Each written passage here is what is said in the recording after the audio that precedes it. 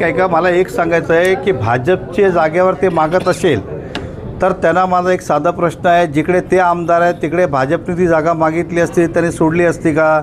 ते सोडत असेल तर आम्ही 50 द्यायला तयार आहोत. ते सोडत नसेल तर त्याला मागायचा पण अधिकार नाही आहे की कुठल्याही व्यक्तीने मी तर लढणार नाही आहे, पण त्या नगरसेवकाची जागा तुम्हाला पाहिजे असेल तर तुम्ही पण आमदारकी सोडा, दुसऱ्याला मग संधी द्या, भाजपला द्या.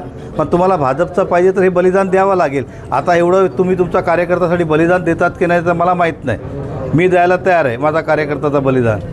पण आपली भूमिका आता आहे, समजा युती नाही झाली तर एकला चलोरे ही भूमिका तुमची ठाम आहे का? हे तर नेहमीच असते, कधी थांबलो नाही भाजप.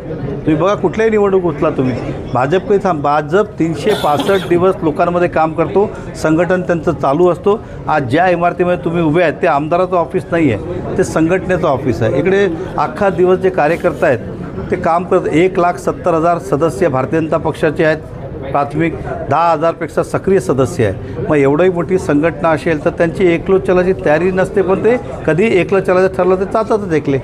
ठीक आहे.